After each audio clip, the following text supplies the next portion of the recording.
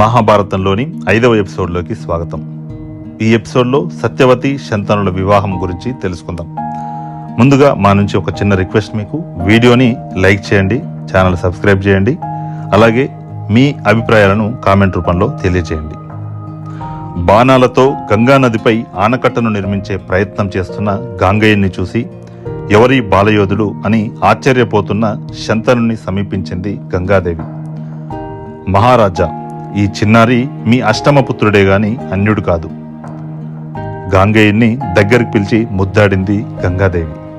ఈ మీ పుత్రుడు వశిష్ఠ మహర్షి దగ్గర 4 వేదాలు నేర్చుకున్నాడు. సమస్త శాస్త్రాలు సమగ్రంగా అభ్యసించాడు. సకల శస్త్రాస్త్ర విద్యల్లోనూ ఆ పరశురామునితో సరిసాటి. ఆత్మ విజ్ఞానంలో సనత్కుమారులందరికన్నా మేటి అని శంతనునికి వివరించింది.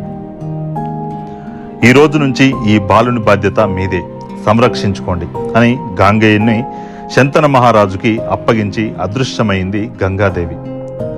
గాంగేయుని అక్కున చేర్చుకున్నాడు శంతనుడు. హస్తినాపురానికి తీసుకొని వచ్చాడు. ఒక శుభముహూర్తంలో యువరాజు పట్టాభిషేకం చేశాడు. 4 ఏళ్లు గడిచిపోయాయి.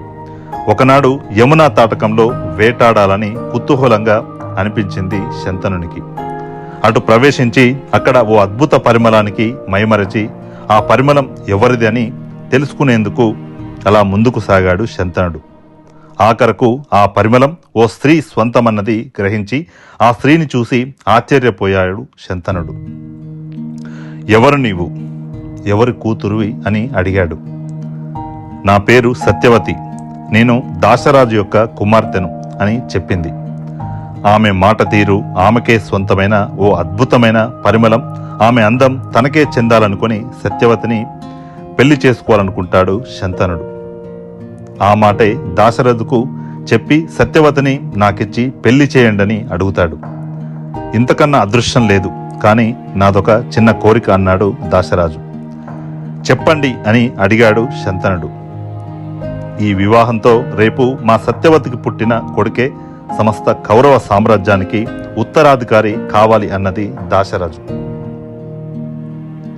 అది అసాధ్యం, గాంగేయుడి ఏం కావాలి అని వెనుదిరిగాడు శంతనుడు.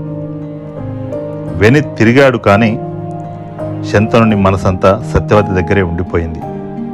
అతడు అన్నిటా అన్యమనస్కంగా ఉండసాగాడు. నీరసించిపోయాడు. మంత్రుల ద్వారా విషయాన్ని తెలుసుకున్న గాంగేయుడు దాశరాజును సమీపించి సత్యవతినిచ్చి తన తండ్రికి వివాహం జరిపించాల్సిందిగా కోరాడు. శంతన మహారాజుకి సత్యవతినిచ్చి వివాహం జరిపించేందుకు నాకెలాంటి అభ్యంతరం లేదు. పైగా ఉపరిచర వసు రాజర్షి తన కూతురు సత్యవతిని శంతనునికిచ్చే వివాహం జరిపించాల్సిందిగా విన్నవించాడు కూడా. అయితే కౌరవ సామ్రాజ్యానికి ఉత్తరాధికారి సత్యవతి సంతానమే కాగలదని నువ్వు నాకు మాట ఇవ్వాలి. ఇస్తేనే ఈ వివాహం, లేకపోతే లేదు అంటూ ఆగాడు దాశరాజు. అతని మాటలు ఇంకా పూర్తి కాకుండానే లేదు. అంతలోనే గాంగేయుడు గంభీరంగా ఇలా అంటాడు. దాశరాజా, మంత్రి సామంత్రులారా, మీ అందరి ముందు శపథం చేసి చెప్తున్నాను. నా తండ్రి కోరిక మేరకు నేను కఠోర దీక్ష వహిస్తున్నాను. సత్యవతి శంతనుల మహారాజులకు వివాహమైతే తర్వాత సత్యవతీదేవికి ఉదయించిన కుమారుడే కౌరవ సామ్రాజ్య పాలనకు అర్హుడు. అంతేకాదు, అతడే మా వంశకర్త కూడా. ఇది మీ అందరి ముందు నేను ఎలుగెత్తి చెబుతున్నాను. నువ్వు సరే గాంగయ్య, తండ్రి కోసం గొప్ప త్యాగానికి ఒడిగట్టావు. రేపు నీ పిల్లలు నీ దృఢ ప్రతిజ్ఞ పాటించే అవకాశం ఉందా చెప్పు? లేదు కదా, మరి దాని సంగతి అని మరో అనుమానాన్ని గాంగేయుని ముందుంచాడు దాశరాజు. ఇందుకు ఈ క్షణం నుంచి నేను ఆజన్మాంత బ్రహ్మచర్యాన్ని పాటిస్తాను. నేను వివాహమే చేసుకోను అంటాడు గాంగేయుడు. నా మాటకు తిరుగులేదు, ఇక సత్యవతి శంతనుల వివాహాన్ని జరిపించండి అన్నాడు మళ్ళీ. ఆ మాటలకు దాశరాజు పరమ ఆనందభరితుడై సత్యవతి శంతనుల వివాహం జరిపించాడు. భీష్మునికి తన పట్ల ఉన్న గౌరవ మర్యాదలకు ఎంతగానో సంతోషించాడు శంతనుడు. కుమార, నీ కఠోర దీక్షకు, నీ ప్రతిజ్ఞకు పరమ ఆనందభరితున్నై నీకు స్వచ్ఛంద మరణాన్ని అనుగ్రహిస్తున్నాను. నీ అనుమతి లేనిదే ఆ మృత్యుదేవత నీ దరి చేరదు అన్నాడు. కొంతకాలానికి సత్యవతి శంతనులకు చిత్రాంగద, విచిత్ర వీరులని 2 కుమారులు జన్మించారు. ఆ కుమారులు యుక్త వయసుకు రాకముందే శంతనుడు మరణించాడు. ఇచ్చిన మాట ప్రకారం భీష్ముడు చిత్రాంగదునికి పట్టాభిషేకం జరిపించాడు. అయితే చిత్రాంగదుడు యక్ష రాక్షస గంధర్వులందరూ తునప్రాయులని అహంకరించడంతో గంధర్వాధిపతి చిత్రాంగదునితో రాకుమారుడు చిత్రాంగదుడు యుద్ధానికి తలపడ్డాడు. కురుక్షేత్రంలో హిరణ్యతి నదీ తీరంలో ఆ వీరుడిద్దరూ 3 నెలల పాటు హోరాహోరీగా యుద్ధం జరిగింది. యుద్ధంలో రాకుమారుడు చిత్రాంగదుడు వీరమరణం పొందుతాడు. దాంతో విచిత్ర వీరుడు సింహాసనాన్ని అధిష్ఠించాడు. కొంతకాలానికి విచిత్ర వీరునికి వివాహం చేయాలనుకుంటాడు భీష్ముడు. అదే సమయంలో కాశీరాజు తన యొక్క కుమార్తెల యొక్క స్వయంవరానికి భీష్ముడు వారణాసికి వెళ్తాడు. కాశీ నరేశ్వరునికి 3 కుమార్తెలు అంబ, అంబిక, అంబాలికలను తన రథంపై అధిష్ఠింపజేశాడు. రాజాగ్రగణ్యులారా, నా తమ్ముని వివాహం కోసం ఈ 3 కన్యలను హస్తినాపురానికి నేను తోడుకొని పోతున్నా. ఇష్టమైన వారు ఊరుకోవచ్చు, కష్టమైన వారు నన్ను ఎదుర్కొనవచ్చు అన్నాడు భీష్ముడు. ఆ మాటకి సాల్వ మహారాజుతో పాటు కొందరు రాజులు భీష్మునితో యుద్ధానికి తలపడి పరాజితులయ్యారు. హస్తినాపురానికి చేరుకొని తమ్ముడు విచిత్ర వీరునికిచ్చి అంబ, అంబిక, అంబాలికల వివాహానికి భీష్ముడు సిద్ధమవుతున్న సమయంలో అతనిని సమీపించింది అంబ.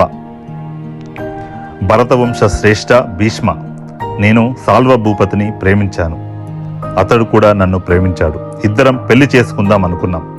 మా వివాహానికి మా తండ్రి గారి అంగీకారం కూడా లభించింది. జరిగిన స్వయంవరం తర్వాత మా ఇద్దరికి వివాహం చేయాలనుకున్నాడు మా తండ్రి గారు. ఇంతలో మీరు వచ్చి నన్ను ఇక్కడికి తోడుకొని వచ్చారు. జరిగిందంతా విన్నవించాను. ఇందులో పూర్వాపరాలు పరిశీలించి నాకు తగిన న్యాయం చేయండి అన్నది ఆమె. ఆమె మాటలకు యథాతథంగా కురువృద్ధులందరి ముందు సత్యవతీదేవి ముందు ఉంచి అభిప్రాయ సేకరణ జరిపి అందుకు అనుగుణంగానే అంబను సగౌరవంగా పుట్టింటికి వారణాసికి పంపించేశాడు భీష్ముడు. అంబిక, అంబాలికలను విచిత్ర వీరునికిచ్చి వైభవంగా వివాహాన్ని జరిపించాడు. విచిత్ర వీరుడు 7 ఏళ్ల పాటు భార్యలతో సుఖించి తదనంతరం రాజయక్ష రుగ్మతకు గురయ్యాడు. ఎన్ని చికిత్సలు చేసినా అతడు కోలుకోలేదు. ఆఖరకు మరణించాడు. చిత్రాంగద, విచిత్ర వీరుల మరణంతో భరతవంశం ఇక్కడితో ముగుస్తుందని సత్యవతీదేవి భయపడింది. ఆ ఆలోచనకే తల్లడిల్లిపోయింది. తన వంశం అంతరించిపోకూడదని ఓ నిర్ణయానికి వచ్చి ఆ రోజు భీష్ముణ్ణి కలిసింది ఆమె. మిగతా విషయాలు నెక్స్ట్ ఎపిసోడ్లో తెలుసుకుందాం. ఇప్పటి వరకు విన్నందుకు మీ అందరికీ కృతజ్ఞతలు.